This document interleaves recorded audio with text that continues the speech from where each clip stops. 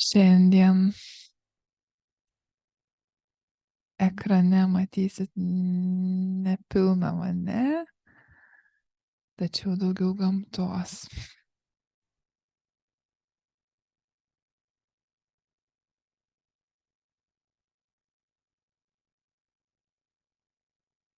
Kartais svarstant,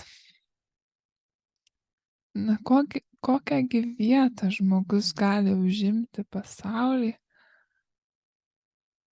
jaučiu, kaip gamta mane praryja.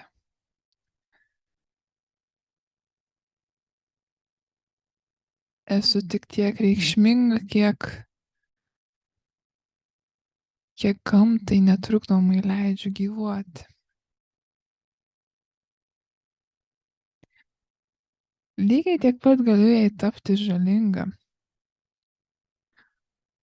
jeigu į jos nusistovėjusią tvarką pradėsiu aktyviais veiksmais kištis.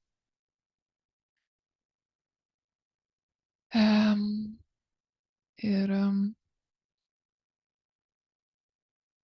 po paskutinių įrašų tiesiog gavau įkvėpimą. Įkvėpimą pakalbėti apie tai kiek mes galim paskubinti ar nepaskubinti dalykus, įvykius. Labai plati tema. Norėčiau iš tikrųjų galbūt vieną ar kitą diskusiją su iš tikrųjų bet kuo surengti. Aišku, labai įdomu būtų su kitu astrologu padiskutuoti. Nebūtinai astrologu, nereikia ar ne kažkokių rolių dėlioti žmonėm, bet tiesiog tiem, kurie, domisi panašiais dalykais ir pakalbėti šią temą ir ne, tai kiek mes galim, mėgstu vartoti žodį prievartauti gyvenimą, įvykius, gamtą, žmones, aplinką, save.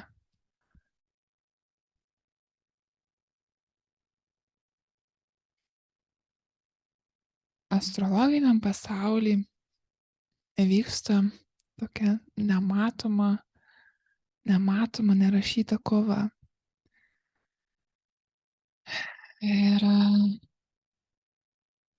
ši kova galioja visam pasauliui. Ir ją gali žiūrėti kaip daug platesnę kovą.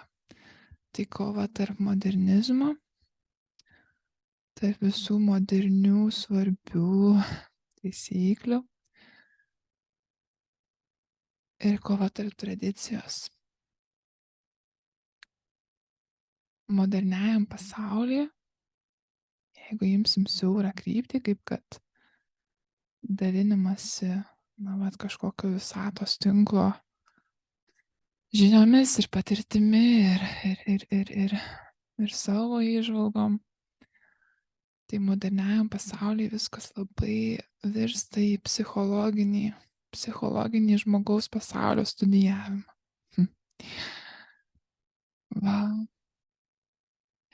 Kuomet astrologinė tradicija, kuri mus kelia į Babilono, Mesopotamijos laikus, tai visgi tenais psichologijos nėra daug.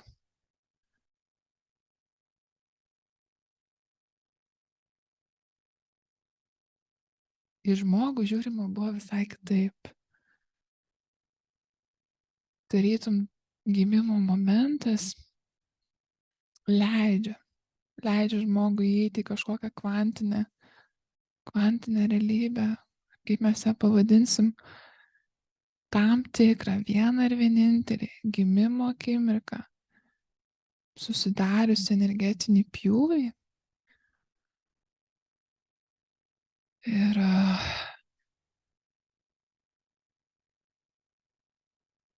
Ir ypatingai senoji astrologijos tradicija yra tikima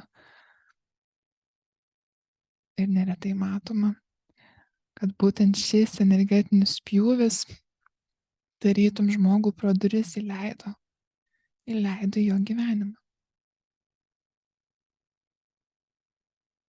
Kas įdomiausia, kad senai tradicijai palaikyti netgi nereikia matyti, kas vyksta dabar, kas vyksta pasaulyje dabar. Tarytum tos atsidariusios durys, tas energetinis pjūvis žino daugiau. O žmogus galvoja, oi, kiek aš turiu valios, kiek aš turiu planų. Juk galiu kontroliuoti savo gyvenimą, ar ne? Ypatingai, jeigu dirbu su savo elgesio modeliais. Turbūt esate susidūrę su žmonėm, kurie sako, galintys išvalyti žmogaus karmą ar kažkaip ją sumažinti, išpirkti.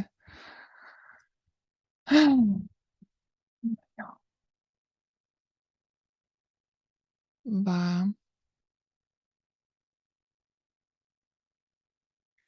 Jaučiu pati, kad susiduriu su tam tikra filosofinė krize, tai kiekgi visgi žmogus turi savo valios.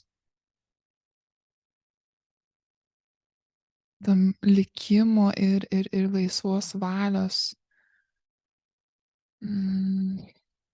santykį. Kiek žmogus turi tos laisvos valios.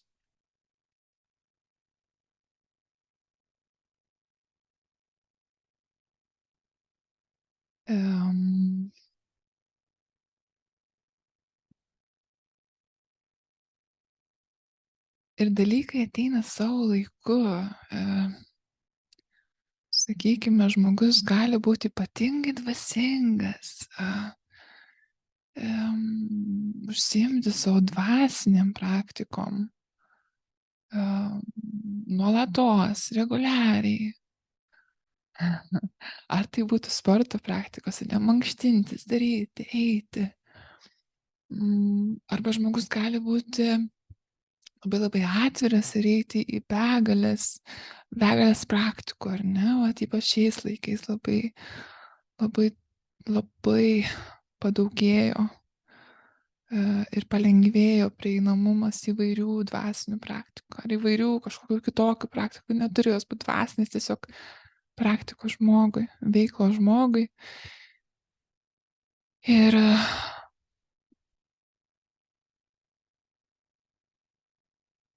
atrodo, va tose praktikose kartais žmogus gauna informaciją. Jis gauna informaciją, kad, sakykime, jisai yra gabus skulptoriavimui, ar ne? Sakykime, skulptorius, gabus skulptorius.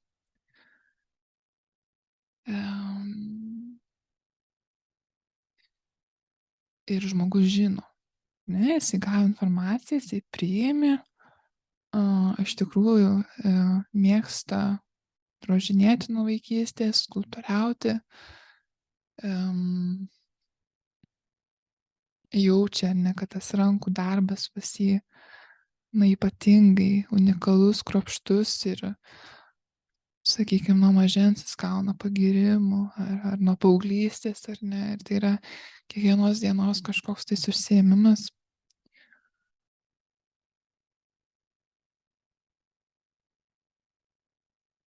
O jam, pavyzdžiui, pasako, žinai, tu būsi toks žymus skulptorius. Žmogus galvoja, jis ten užsiima savo mažais darbeliais, mažais ar ne, skulptūrytėm, mažytėm.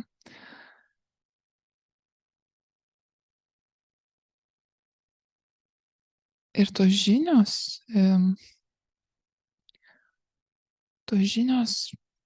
irgi lieka tik žiniom, aišku, tu turi savo ar ne interesą, bet jos lieka tik žiniom, kol neprieina momento, kuomet vat kažkas tokio cing ir nugulė, ar ne? Nugulė. Kur nugulė? Nežinau. Visatoj? Gal? Žmogaus širdį? Protą? Sąjungai? Gal? Ir nuo to momento žmogus supranta. Taigi taip, skulptorius, aš esu skulptorius, aš esu labai gabus skulptorius, aš tai priimu, dėkoju.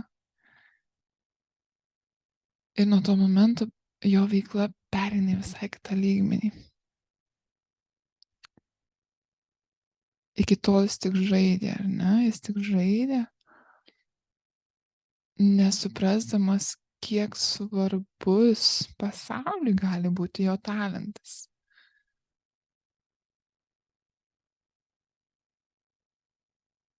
Lygiai taip pat su bet kurio kitu talentų užsiėmimu veikla.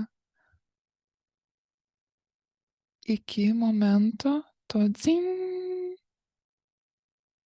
tu gali būti nuėjęs tūkstančius praktikų. Tu gali būti išgirdęs tūkstančius žinučių, bet kol tavo asmeninio dzing, kol tavo asmeninis dzing nenuskambėjo, tol tas gabumas žmogui pilnai nėra pasiekiamas.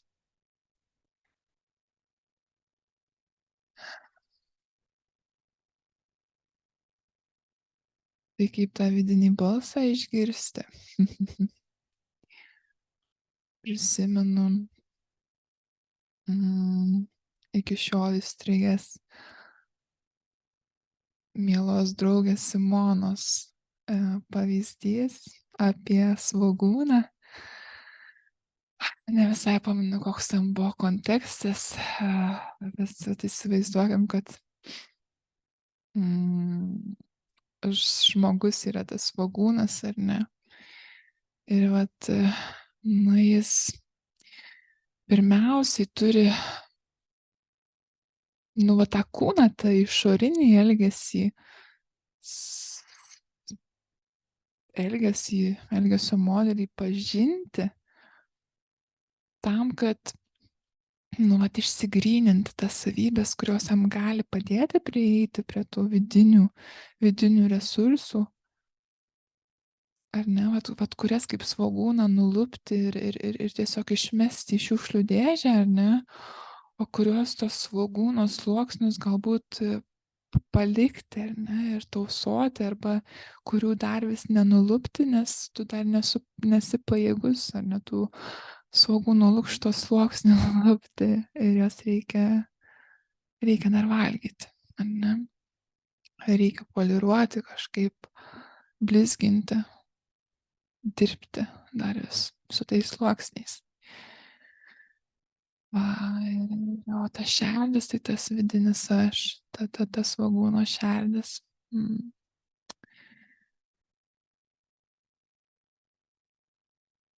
Tai vėlgi grįžtant prie tos moderniosios visos psichologijos, astrologijos, neteisiu ir nevertinu, nes ir tai gali būti žmogaus pradžios kelias. Žmogaus pradžios kelias į tą vidinę šerdį.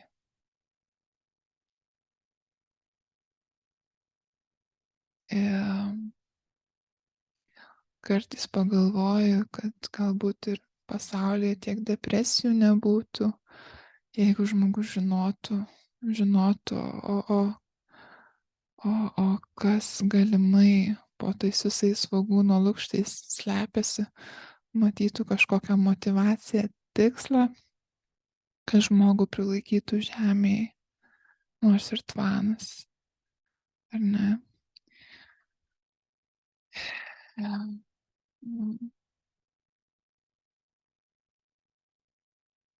Tarytum iki vidinio savo namo, vidinio savo pasaulio žmogus negali prieiti, kol neišsilukšteno, ar ne?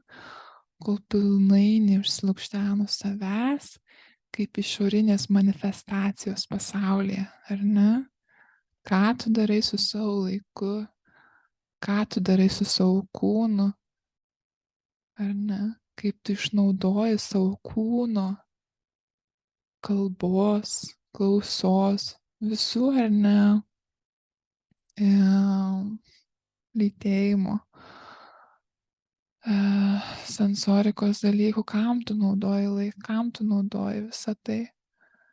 Ko žmogus neįsilukšteno elementarių pagrindų, na tai tas vidinis aš lieka dar po tais lukštais.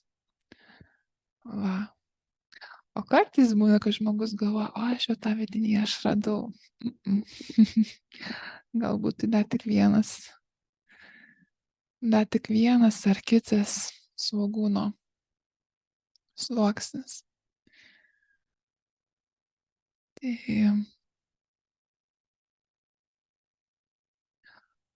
turbūt kiekvienas žmogus gali atsukti savo gyvenimą šiek tiek atgal ir ne pasidaryti tokią autobiografiją ir pagalvoti, ar ne, bet galbūt kažką prieš 5 ar 10 metų ar prieš metus pradėjau, kas man tuo metu atrodė, na, nereikšminga, mažmožis, kam to reikia. Bet šiandien mato, kad be to mažmožio, to nereikšmingo pasirinkimo, na, jis nebūtų tuo, kuo jis yra šiandien. Ar ne? Tai nebūtų tai.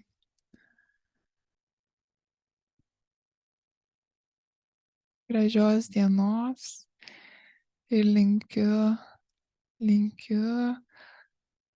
neskubėti,